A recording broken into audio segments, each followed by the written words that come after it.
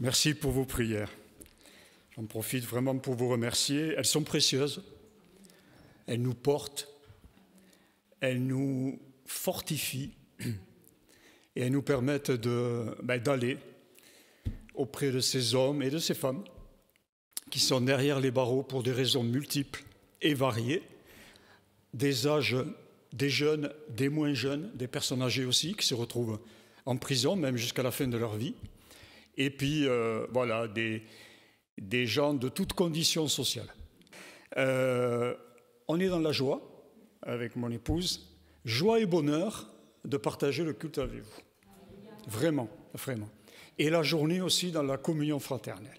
C'est vraiment une vraie joie et un vrai bonheur que d'être là avec vous, chercher la face de Dieu, l'adorer, oui, mais chercher encore sa face, j'allais dire seconde après seconde, jusqu'à son retour. Alors, on va ouvrir la parole de Dieu et on va faire une première lecture dans le psaume 42. Mais auparavant, je vais prier le Seigneur, si vous le voulez bien, pour lui demander sa grâce. Seigneur éternel, nous sommes là, c'est toi qui nous as réunis ce matin, en premier lieu pour t'adorer, te rendre ce culte que, Seigneur, tu as toi-même suscité pour que on exprime toute notre reconnaissance, tout notre amour à ton égard, Seigneur. Oui, tu nous as tant aimés. Tu nous as tant aimés, Seigneur. Et tu nous aimes tant. Alors en retour, on veut t'exprimer encore et encore tout notre amour. Et Seigneur, on veut aussi te remercier par avance pour ta parole que tu nous as laissée, ta parole que tu nous permets d'ouvrir, de méditer et de recevoir et de mettre en pratique. Merci donc pour ta parole, maintenant que tu as prévu de nous partager à tous, à chacun et à tous. Merci parce que c'est la manne fraîche dont nous avons besoin les uns comme les autres, cette nourriture pour notre âme, notre cœur, notre être tout entier. Seigneur, nous nous tournons vers toi, nous comptons sur ta grâce maintenant pour nous permettre de recevoir ta parole ce matin et de te glorifier à travers tout ce que tu nous révéleras et tout ce que tu nous diras pour nous fortifier, pour nous encourager, Seigneur, à continuer le chemin que nous avons pris avec toi jusqu'au bout. À toi l'honneur, à toi la gloire, au siècle des siècles, par Jésus. Amen. Psaume 42. On lit les 2 premiers versets. Alors ça commence au verset 2. On lit quand même juste avant. Au chef des chantres, cantique des fils de Corée. Comme une biche soupire après des courants d'eau, ainsi mon âme soupire après toi, ô Dieu. Mon âme a soif de Dieu, du Dieu vivant. Quand irai-je et paraîtrai-je devant la face de Dieu? Et puis, le verset 6, qui est répété 2 fois, verset 12 aussi, mais on va le lire qu'une fois. Pourquoi t'as battu, mon âme, et gémis-tu au-dedans de moi? C'est une question, ça. Espère en Dieu, car je le louerai encore. Il est mon salut et mon Dieu. Amen.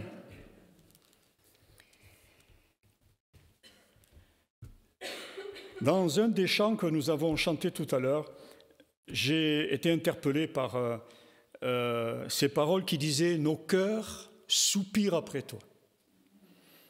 Est-ce que ça vous arrive de soupirer? Ne me dites pas non, ça arrive à tout le monde. Des fois, on soupire, on ne sait même pas qu'on soupire. Voyez ? Et c'est bon, finalement, de soupirer. On va voir comment la parole de Dieu nous encourage à soupirer en nous-mêmes, au fond de notre cœur, pour finalement le chercher. le chercher davantage. Qu'est-ce que soupirer? D'après le Larousse, c'est à la fois une expiration, c'est de l'air qu'on rejette à l'extérieur, une expiration occasionnée soit par une forte émotion ou une sensation de fatigue ou de lassitude. Et c'est aussi l'expression d'une peine, d'une douleur ou de la passion amoureuse. Alors évidemment, ça m'a renvoyé dans le Cantique des Cantiques, où la fiancée, et on peut faire tout de suite l'analogie avec l'Église de Jésus-Christ, la fiancée soupire après son fiancé. Elle se languit après son fiancé. Allez, faisons un petit arrêt. Rappelons-nous les temps de nos fiançailles. Et là, il y en a pour tout le monde. Les sœurs, les frères, rappelons-nous un instant les temps de nos fiançailles. Est-ce qu'on ne soupirait pas après notre fiancé ou notre fiancé est, pour avoir de ses nouvelles, pour la voir, pour l'entendre ou lire une lettre? Aujourd'hui, on est sur Internet, on est saturé de moyens techniques, mais souvenez-vous, il y avait un soupir, en tout cas, moi, je me souviens très très bien, j'attendais les nouvelles, voyez. Il m'est arrivé un jour où il y avait un frère à côté de moi, donc j'attendais les nouvelles de ma fiancée, et puis ça ne venait pas. Et puis le téléphone est tombé en panne. Moi j'étais à la campagne, elle était loin, aucun moyen de la joindre, aucun moyen de voir des nouvelles. Je commençais à m'inquiéter. Je me dis, mais comment faire? Est-ce qu'il n'y est pas arrivé un accident? Qu'est-ce qui se passe? Est-ce que peut-être elle n'a plus envie de me parler en ce moment? Vous voyez, tout plein de choses qui me passaient par la tête. Et ça a duré des heures et des heures. En fait, je languissais à l'intérieur de moi. Voyez. Bon, et puis dans l'après-midi, finalement, les nouvelles sont arrivées, elles étaient bonnes. Voilà. Donc, la fiancée soupire. Et le fiancé, il nous est dit, dans la parole de Dieu, qu'il est appelé le soupirant.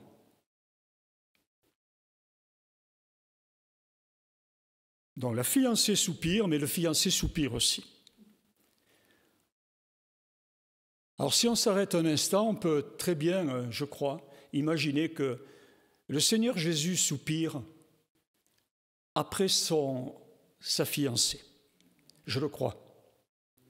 Je le crois sincèrement. Il soupire d'amour,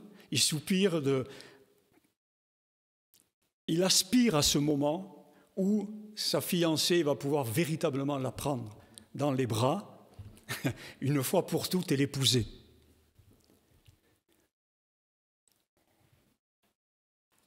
On parle de profonds soupirs dans l'attente d'un désir ardent. Là, il s'agit d'un profond soupir. C'est difficile de mesurer l'intensité des soupirs.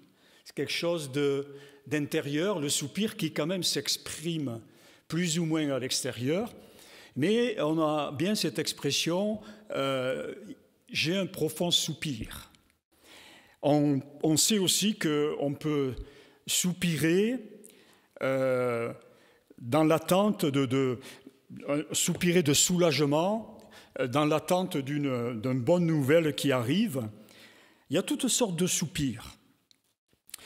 Et j'ai lu, en cherchant le mot, que soupirer, c'était bon pour la santé. Soupirer, c'est bon pour la santé, car cela permet, alors excusez-moi l'expression, mais c'était formulé comme ça, une vidange des alvéoles pulmonaires, siège des échanges gazeux. Quand on soupire un bon coup, ça fait du bien. Vraiment. Ne nous retenons pas de soupirer. On va voir l'importance du soupir pour Dieu ce matin. Dans l'Ancien Testament, le soupir est le plus souvent, mais pas tout le temps, l'expression d'une souffrance physique, morale ou spirituelle, ou d'une impuissance, et qui pousse à faire appel à Dieu et à espérer en son secours. On va lire le psaume 38. Il y avait bien d'autres passages, bien sûr, qu'on aurait pu lire à ce sujet. Mais dans le psaume 38, c'est le roi David qui exprime ceci, psaume 38, verset 9. « Je suis sans force, entièrement brisé. Le trouble de mon cœur m'arrache des gémissements. Seigneur, tous mes désirs sont devant toi, et mes soupirs ne te sont point cachés. » C'est fort, cette expression. Vous voyez, le psalmiste, il exprime vraiment l'intérieur de son cœur. Et puis au verset 16, il fait cette prière éternelle. « C'est en toi que j'espère.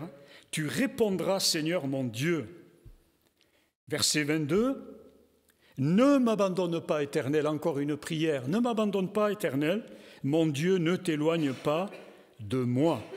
Viens en hâte à mon secours, Seigneur, mon salut. » Savez-vous que Jésus lui-même a soupiré?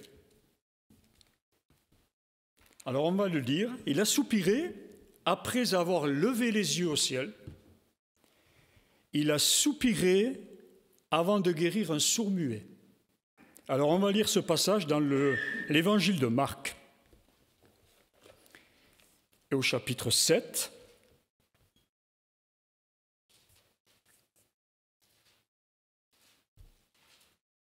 verset 31. Je vous laisse chercher pour ceux qui suivent dans la Bible écrite. Jésus quitta le territoire de Tyr et revint par Sidon vers la mer de Galilée en traversant le pays de la Décapole. On lui amena un sourd qui avait de la difficulté à parler et on le pria de lui imposer les mains. Il le prit à part, loin de la foule, lui mit les doigts dans les oreilles et lui toucha la langue avec sa propre salive. La plupart des sourds étaient muets aussi. C'est pas systématique, mais c'était très souvent. Le handicap, ça touchait l'ouïe, les oreilles et aussi le langage. Et il lui toucha la langue avec sa propre salive. Puis, levant les yeux au ciel, il soupira et dit « Ephphatha », c'est-à-dire « ouvre-toi ». Aussitôt, ses oreilles s'ouvrirent, sa langue se délia et il parla très bien. Jésus leur recommanda de n'en parler à personne, mais plus il le leur recommanda, plus ils le publièrent. Donc Jésus a soupiré et dans son soupir, il a levé les yeux au ciel, ça veut dire qu'il était en prière. Il s'adressait à son Père qui était dans le ciel et en quelque sorte, il lui exprimait, on ne sait pas exactement, c'est comme quand il a écrit sur le sol au moment où il s'est abaissé auprès de la femme prise en flagrant délit d'adultère, on ne sait pas. Mais probablement, il y avait dans cette prière beaucoup de compassion, beaucoup d'amour pour cet homme. Et grâce à cette prière, puisqu'il l'a touché avant, et la prière a finalement transformé, a permis cette guérison miraculeuse. Et Jésus donc a soupiré et en exprimant cette parole, « Ephphatha », ouvre-toi. Que ce soit pour exprimer notre souffrance, notre désir ardent ou notre compassion à l'égard d'autrui, nos soupirs relèvent d'une aspiration naturelle que Dieu a mis en nous à chercher la présence de Dieu et à nous en remettre à lui. Pour être désaltéré, mon âme a soif du Dieu vivant. Nos âmes ont soif du Dieu vivant. Et on a besoin d'être désaltéré, j'allais dire, régulièrement. Et la parole de Dieu nous désaltère ce matin, mes frères et sœurs. Elle nous fait du bien vraiment. Elle répond à notre besoin d'être désaltéré. Alors, à s'en remettre à lui pour être désaltéré, mais aussi soulagé de bien des douleurs, à être également secouru dans nos besoins, et puis à être guéri. Dans Apocalypse, chapitre 22, verset 17, il est écrit « Que celui qui a soif vienne, dit le Seigneur ». Le Seigneur sait qu'on a soif. Et celui qui veut prenne de l'eau de la vie gratuitement. Alors le Seigneur, il répond, si on vient à lui, en exprimant notre soif par des soupirs, le Seigneur répond, j'allais dire instantanément. Il ne veut pas nous laisser dans l'état dans lequel on est ou dans lequel on est venu. Il veut nous désaltérer. Et au verset 20, il nous est dit que celui qui atteste ces choses dit « Oui, je viens bientôt ». Le Seigneur vient ce matin. Et nous soupirons après lui pour lui dire « Viens, Seigneur ». Notre âme a soif de toi, de ta présence. Soupirer après Dieu, avoir soif de sa présence sont indissociables. Je répète, soupirer après Dieu et avoir soif de sa présence sont indissociables. Parce qu'on peut soupirer, exprimer quelque chose, mais s'arrêter là, en quelque sorte. Mais Dieu nous appelle à toujours aller plus loin. Et une fois qu'on a soupiré un bon coup, qu'on a exprimé ce besoin, maintenant on cherche sa présence. Voyez, en quelque sorte, je vais dire, jusqu'à ce qu'il nous réponde, jusqu'à qu'il vienne jusqu'à nous, jusqu'à ce qu'on ressente qu'il il nous a pris dans les bras, il a répondu à nos besoins les plus profonds. Cette soif, cette aspiration ne doivent pas diminuer d'intensité jusqu'au retour du Seigneur. Pourquoi ? Parce qu'il y a un risque. Sinon, il y a le risque d'être asséché par les soucis de la vie, asséché ou étouffé même par les plaisirs éphémères de la terre qui veulent nous entraîner vers autre chose que vers les ruisseaux abondants de la présence de Dieu. Les plaisirs de la terre veulent nous détourner des ruisseaux de Dieu et de la présence de Dieu. La tentation est toujours grande pour nous de nous mettre de côté, voyez, de nous mettre à l'écart du chemin étroit qu'on a pris en nous engageant avec le Seigneur Jésus et qui est là devant nous et qui nous permet de rester, j'allais dire, les yeux fixés sur Jésus et d'avancer vers le but. J'ai marqué dans mes notes « aspirer »,« aspirons »,« cherchons »,« cherchons » encore et cherchons toujours la présence de Dieu. J'ai noté trois versets qui nous parlent de ça, il y en a d'autres dans la parole de Dieu. « Si donc vous êtes ressuscités avec Christ, et nous le sommes, nous sommes ressuscités avec Christ, cherchez les choses d'en haut, où Christ est assis à la droite de Dieu. Affectionnez-vous aux choses d'en haut et non à celles qui sont sur la terre. » Notre affection, notre amour doit être de plus en plus fort pour les choses d'en haut. Autre verset, cherchez premièrement le royaume de Dieu et sa justice. et tout le reste vous sera donné, par surcroît.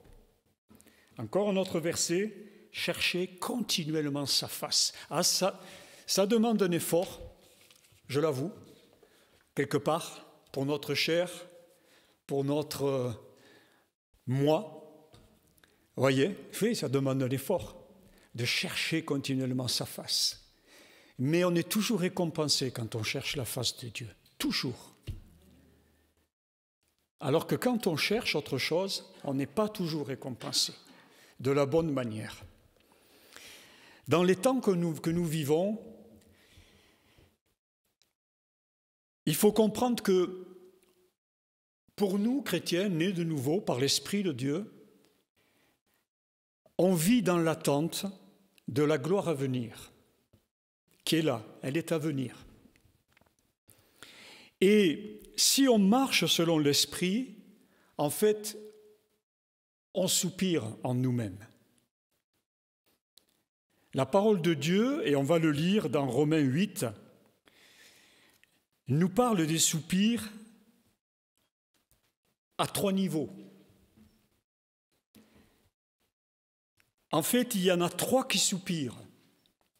On peut dire peut-être en même temps. L'apôtre Paul décrit ça très très bien dans Romains 8, verset 16. J'aime beaucoup Romains 8. Depuis ma conversion,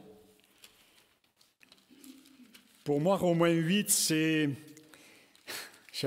vraiment la victoire de la croix avec les conséquences dans notre vie. Vous savez que ce chapitre, il commence par « Il n'y a donc maintenant aucune condamnation pour ceux qui sont en Jésus-Christ. En effet, la loi de l'Esprit de vie en Jésus-Christ m'a affranchi de la loi du péché et de la mort. » On va lire donc à partir du verset 16. L'Esprit lui-même rend témoignage à notre esprit que nous sommes enfants de Dieu. Amen.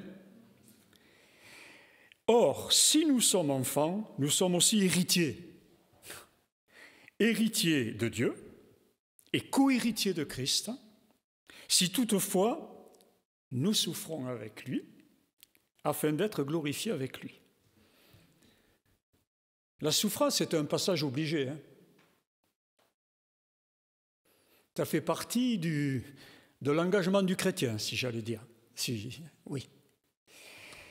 J'estime que les souffrances du temps présent ne sauraient être comparées à la gloire à venir qui sera révélée pour nous. Alors, on arrive au soupir.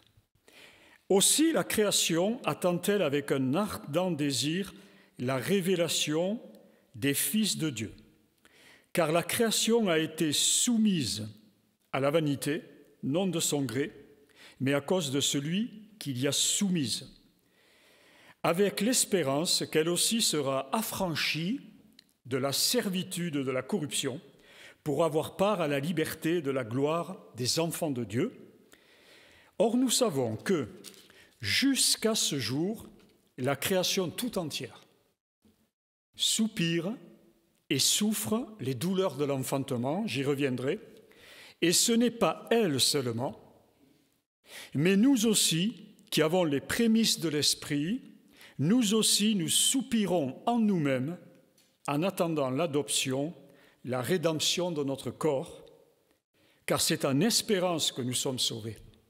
Or, l'espérance qu'on voit n'est plus espérance. Ce qu'on voit, peut-on l'espérer encore? Mais si nous espérons ce que nous ne voyons pas, nous l'attendons avec persévérance. De même, aussi, l'Esprit nous aide dans notre faiblesse, car nous ne savons pas ce qu'il nous convient de demander dans nos prières, mais l'Esprit lui-même intercède par des soupirs inexprimables. Et celui qui sonde les cœurs connaît quelle est la pensée de l'Esprit, parce que c'est selon Dieu qu'il intercède en faveur des saints. Amen. Premièrement, la création tout entière, nous est-il dit ici, soupire et souffre. Alors on va relire versets 20 et 22. La création a été soumise à la vanité, non de son gré, mais à cause de celui qui l'y a soumise, avec l'espérance qu'elle aussi sera affranchie de la servitude de la corruption pour avoir part à la liberté de la gloire des enfants de Dieu. Or, nous savons que, jusqu'à ce jour, la création tout entière soupire et souffre les douleurs de l'enfantement. L'image est forte ici. Les douleurs de l'enfantement dans l'attente de la révélation des fils de Dieu. Il y a une attente qui est là, voyez, de révélation définitive des enfants de Dieu. Pour mieux comprendre cette réalité de la souffrance de la création, il nous est dit la création tout entière.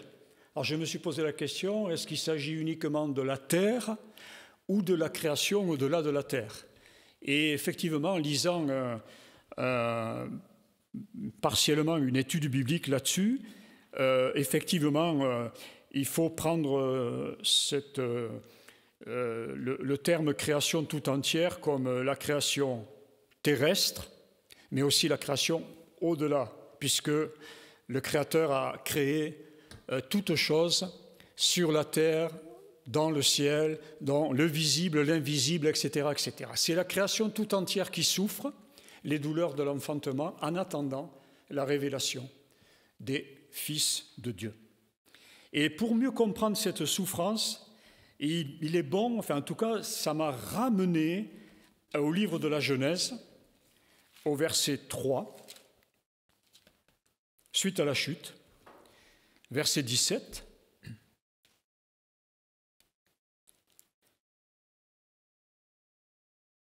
Même 16 et 17. Il dit à la femme, donc c'est Dieu qui parle, « J'augmenterai la souffrance de tes grossesses, tu enfanteras avec douleur, et tes désirs se porteront vers ton mari, mais il dominera sur toi. » Il dit à l'homme, « Puisque tu as écouté la voix de ta femme, et que tu as mangé de l'arbre au sujet duquel je t'avais donné cet ordre, tu n'en mangeras point, le sol sera maudit à cause de toi. C'est à force de peine que tu en tireras ta nourriture tous les jours de ta vie. » En fait, c'est à cause du péché de l'homme, de la désobéissance à la parole de Dieu, que la nature, pour nous ici sur cette terre, a été assujettie à la souffrance et aux catastrophes naturelles.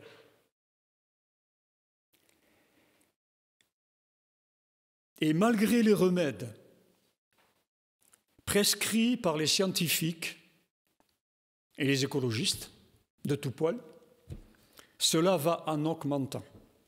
C'est une réalité, c'est une triste réalité, mais ça va aller en augmentant jusqu'au retour du Seigneur. Mais, et ça c'est la bonne nouvelle, Dieu le Créateur, il ne s'est pas trompé en créant la terre. Dieu le Créateur a prévu que la nature qu'il a créée, pure, parfaite, harmonieuse, serait rachetée et recréée. Et c'est ce qu'on peut lire dans Apocalypse 21. Vous voyez, quand on balaye la parole de Dieu, elle répond. Vous voyez, là on lit Genèse, chapitre 3, c'est le début de l'histoire humaine dans la création de Dieu sur cette terre. Et puis là, on est vers la fin, Apocalypse 21, verset 1, c'est la bonne nouvelle. « Puis je vis un nouveau ciel et une nouvelle terre, car le premier ciel et la première terre avaient disparu et la mer n'était plus. » Versets 5 à 7.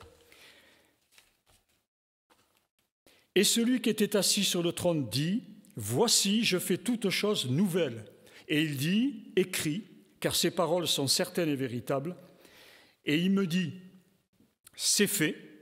Je suis l'alpha et l'oméga, le commencement et la fin, à celui qui a soif. » Vous voyez, il y a toujours cette soif, j'allais dire, qui est nécessaire.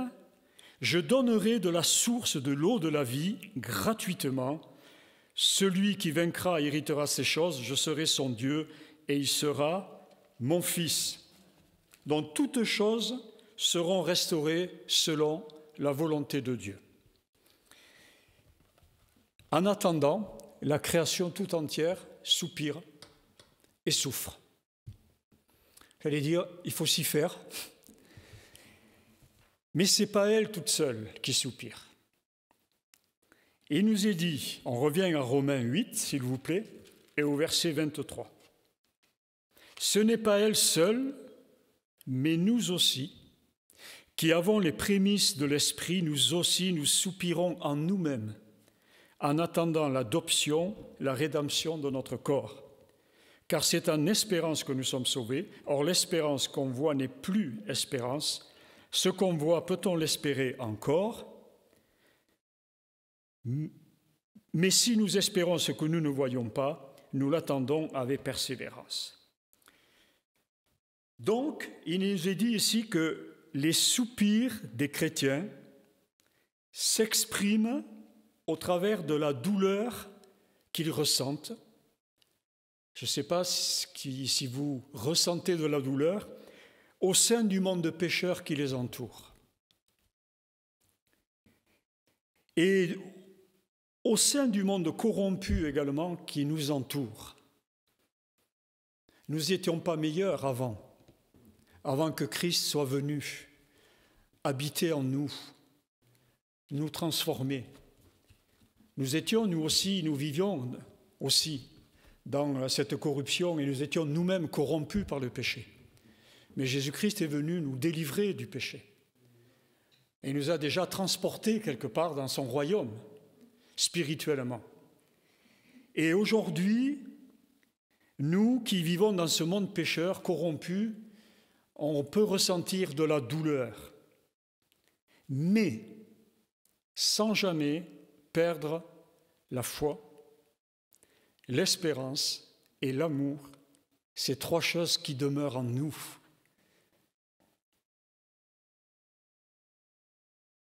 Parce que la foi et l'espérance et l'amour, Dieu nous les a inscrites en nous et nous devons bien sûr les entretenir. Et ces trois forces-là, elles nous animent spirituellement. La foi en Jésus-Christ, en notre Dieu vivant, elle est forte. L'espérance, j'allais dire, elle est totale. Nous n'avons plus de doute. Nous n'avons plus de crainte à l'égard de ce qui nous attend. Quant à l'amour, j'allais dire, il est parfait. Même si nous ne le sommes pas, l'amour de Dieu en nous est parfait. Il est parfait. Et nous ne pouvons que nous réjouir de tout ça. Et Dieu nous partage ces choses. On va faire un petit détour dans 2 Corinthiens 5 au sujet de l'esprit en nous. 2 Corinthiens, chapitre 5, verset 1er. Nous savons, en effet, que si cette tente où nous habitons sur la terre est détruite, il s'agit de notre corps, nous avons dans le ciel un édifice qui est l'ouvrage de Dieu, une demeure éternelle qui n'a pas été faite de main d'homme. Aussi, nous gémissons dans cette tente, vous voyez, ben oui, désirant revêtir notre domicile céleste. Si du moins nous sommes trouvés vêtus et non pas nus. Car tandis que nous sommes dans cette tente, nous gémissons, décidément, accablés, parce que nous voulons non pas nous dépouiller, mais nous revêtir, afin que ce qui est mortel soit englouti par la vie. Et celui qui nous a formés pour cela, c'est Dieu, qui nous a donné les arts de l'esprit. Nous sommes donc pleins de confiance, et nous savons qu'en demeurant dans ce corps, nous demeurons loin du Seigneur. Car nous marchons par la foi et non par la vue. Nous sommes pleins de confiance, alléluia, et nous aimons mieux quitter ce corps et demeurer auprès du Seigneur. Voilà. Quand on marche selon l'esprit, on a les pieds sur terre, mais on a la tête déjà dans le ciel. J'allais dire, on a le cœur dans le ciel. Notre cœur n'est plus attaché aux choses de cette terre, ou ne doit plus être attaché. Je sais que ce n'est pas facile parfois de se détacher de de certaines choses qui nous viennent de notre famille ou de certains liens, etc. Mais en réalité, pour ma part, je dirais que le seul lien auquel je suis attaché, c'est le lien d'amour à mon Seigneur. J'allais dire, c'est le seul lien que j'ai aujourd'hui sur cette terre. Le seul lien, j'allais dire, qui ne me met pas le fil à la patte, vous comprenez l'expression, qui ne me retient pas de marcher, de croire, d'espérer, d'aimer, d'aller. Donc nous soupirons. En tant que chrétiens, nous soupirons dans notre cœur et dans notre âme en attendant notre rédemption parfaite et finale. Gloire à Dieu. Et ça arrive vite. Et c'est là qu'on peut dire cette parole qu'on lit aussi dans l'Apocalypse, à la fin de l'Apocalypse. Et l'Esprit et l'épouse disent « Viens Seigneur ». Il faut qu'il y ait dans notre cœur cette aspiration. Viens Seigneur Jésus. Oui, il est là par son esprit, mais on le veut plus près de nous. Quel jour glorieux ça va être quand on va rentrer dans sa présence. C'est bon de s'arrêter et d'imaginer ce moment-là. Même si dans notre être aujourd'hui, c'est un peu, réduit, mais on peut déjà spirituellement s'imaginer d'être dans la gloire de Dieu. Qu'est-ce que ça va être extraordinaire. Sublime, il n'y a pas de mot, merveilleux. Et puis, il y en a un autre qui soupire. On revient à Romains. Ça va? Vous suivez? Romains 8, versets 26 et 27. De même aussi, l'Esprit nous aide, gloire à Dieu, dans notre faiblesse, car nous ne savons pas ce qu'il nous convient de demander dans nos prières. Mais l'Esprit lui-même intercède par des soupirs inexprimables. Et celui qui sonde les cœurs connaît quelle est la pensée de l'Esprit, parce que c'est selon Dieu qu'il intercède en faveur des saints. Le frère tout à l'heure disait, le Seigneur, c'est bon de réaliser que le Seigneur, il intercède pour nous, pour chacun d'entre nous. Il intercède aussi pour son Église, parce qu'il sait très bien que son Église, elle souffre, elle est en danger. On pense à l'Église persécutée, on peut penser aussi à Israël. Et l'Église de Jésus-Christ, elle souffre, elle souffrira jusqu'au bout. Et nous souffrons aussi, spirituellement, parfois aussi, bien sûr, moralement et physiquement. Mais spirituellement, on souffrira jusqu'au bout. C'est inévitable, parce qu'il y a un combat spirituel sur cette terre, et au-dessus même. Alors l'Esprit lui-même soupire en notre faveur en intercédant pour nous. Et il nous est dit que ces soupirs sont inexprimables. En réalité, l'Esprit sait que nous soupirons à l'intérieur de nous. Lui, il le sait parce qu'il sonde dans nos cœurs. Vous voyez, alors qu'on est là tous, il nous visite, il sonde chacun de nos cœurs. Et il sait pourquoi nous soupirons à l'intérieur de nous, qu'est-ce qui se passe à l'intérieur de nous. Et il intercède en notre faveur, il ne veut pas nous laisser dans cet état-là, bien au contraire. Il fait appel au Père pour nos besoins, parce que Dieu a la faculté de sonder nos cœurs et de connaître nos pensées. Il n'y a que lui qui a cette faculté-là. Et les pensées les plus profondes, celles que nous, on n'arrive pas à exprimer. Il y a des prières qu'on n'arrive pas à exprimer. Il faut l'admettre. Parfois, on est un peu à sec, je parle d'un point de vue humain, pour exprimer ce qui vit à l'intérieur de nous. Mais ça ne doit pas nous affoler. Dieu le sait, lui. Il vient nous rejoindre. Il vient nous répondre à nos besoins et il vient aussi au secours de nos faiblesses, de toutes nos faiblesses. L'Esprit sonde tout, même les profondeurs de Dieu, nous est-il dit dans la parole. Alors je ne vais pas être plus long.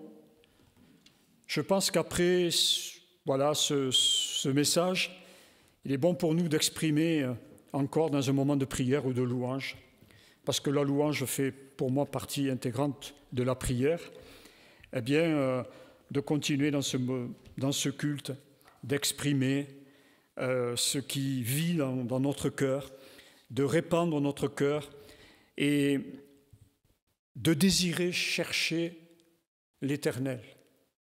Et de le désirer, de le chercher, de prendre conscience, de le chercher de tout notre cœur. Il faut avoir cette quête, vous voyez. En fait, on est des chercheurs. On ne travaille pas au CNRS, peut-être au CNRS de Dieu. On est des chercheurs de Dieu. Et Dieu, il aime qu'on le cherche. Et quand on le cherche, il répond à notre quête, toujours. Et il répond de la plus merveilleuse façon. Alors pour conclure, je dirais que dans notre attente de la gloire à venir, qui nous sera révélée bientôt, mais aussi dans notre passion pour l'établissement du royaume de Dieu. Parce que si on est encore sur cette terre, et si l'Église est encore là, c'est parce que Dieu veut la maintenir là et veut nous maintenir pour témoigner, amener encore d'autres âmes, encore vers le Seigneur Jésus.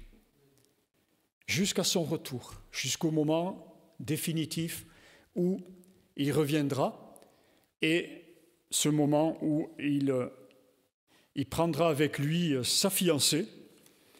Et en attendant, je crois qu'il faut aussi que dans nos cœurs, en tout cas, on s'examine par rapport à notre passion. C'est une passion d'amour, encore une fois. Il faut avoir un amour ardent, renouvelé, mais je crois que sa parole, elle nous y aide. L'Esprit aussi nous aide.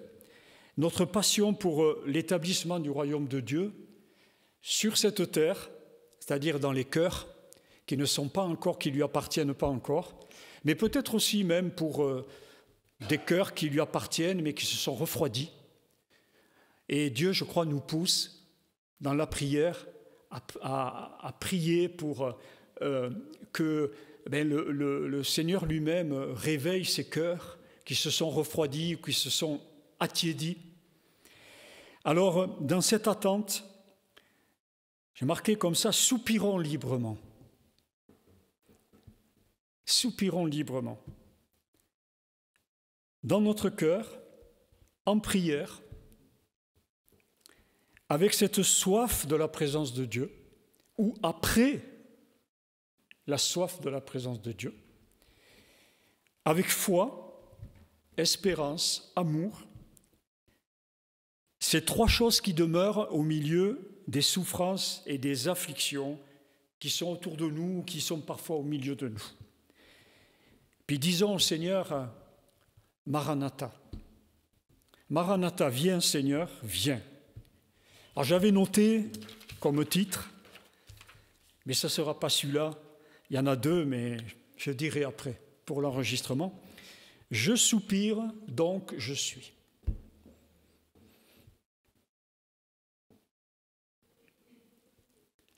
On va prier le Seigneur, si vous le voulez bien. Seigneur, merci. Merci pour ces moments où, par ta parole, tu nous amènes à être ouverts à ton égard. Et tu nous pousses à te chercher, à aspirer, à avoir soif de ta présence. Seigneur, merci parce que c'est toi seul qui peux répondre à cette soif. Oui, mon âme a soif du Dieu vivant. Merci parce que je crois que tu veux ce matin nous encourager, nous réveiller aussi, les uns comme les autres et tous ensemble, à avoir véritablement soif de ta présence en nous, au milieu de nous. Et aussi pour aller ensuite, être ses témoins. Parce que quand le Dieu vivant vit réellement en nous, alors les autres ne peuvent être qu'interpellés ou même attirés à toi, Oh, pas à nous, Seigneur, à toi seul la gloire. Merci parce que, Seigneur, ce matin, tu veux désaltérer notre soif, notre cœur, notre âme. Et nous reconnaissons que nous en avons besoin. Les sources de l'Éternel ne sont pas taries, bien au contraire. Et Seigneur, c'est avec des eaux abondantes, Seigneur, que tu réponds à ce besoin. Que ce soit sur le plan spirituel, que ce soit sur le plan moral, que ce soit sur le plan physique, Seigneur. Ce matin, nous venons à toi pour te dire merci. Merci infiniment parce que c'est toi qui nous désaltères. Et dans cette réponse à nos besoins, Seigneur, tu nous secours, tu viens à notre secours, tu nous guéris intérieurement, mais aussi extérieurement. Tu nous fortifies, Seigneur. Merci parce que ce matin, dans ta présence, nous sommes bien. Allez, même, Seigneur, on peut dire, nous sommes merveilleusement bien, Seigneur. À qui irions-nous d'autre qu'à toi, Seigneur? Tu as les paroles de la vie éternelle, ces paroles qui nous nourrissent, qui nous désaltèrent, qui nous transforment à ta gloire, Seigneur. Oui, Seigneur, nous ne voulons pas retenir nos soupirs, parce que de toute façon, la création tout entière soupire. Dans l'attente de cette révélation, et ton esprit lui-même soupire et vient au secours de nos faiblesses. Alors Seigneur, nous voulons soupirer librement avec Seigneur, avec toi, après toi. Et nous savons que tu réponds. Tu réponds sans tarder, Seigneur, à cette aspiration que nous avons ce matin et que nous aurons toute la journée. Et si tu le veux, que nous aurons encore demain, cette aspiration, Seigneur, à te chercher, à chercher les choses d'en haut, à chercher premièrement le royaume des cieux et sa justice. Seigneur, à toi la gloire. Merci d'encourager chacun de mes frères, chacune de mes sœurs ici, d'encourager les plus jeunes aussi et les plus âgés. Il y en a pour tous, Seigneur. Tu réponds ce matin aussi aux besoins de ton Église. Tu sais ce qu'elle traverse. Tu sais, Seigneur, où elle en est. Mais Seigneur, nous ne voulons pas être tièdes. Nous voulons être bouillants pour toi, Seigneur. Et s'il faut se repentir, nous nous repentons, Seigneur, sincèrement. Et nous venons, Seigneur, à nous désaltérer auprès de toi ce matin. Merci de ranimer notre foi, ranimer notre courage, ranimer notre espérance s'il y en a besoin, et ranimer cet amour qui se serait peut-être refroidi. Seigneur, merci. Merci encore ce matin pour ces moments où, Seigneur, nous allons encore pouvoir te rendre grâce et gloire à travers nos prières, à travers peut-être un chant ou deux chants encore, Seigneur, et dans toute la journée où nous pourrons encore venir à toi et t'écouter et, Seigneur, et te chercher. À toi seule la gloire, au nom de Jésus-Christ. Amen.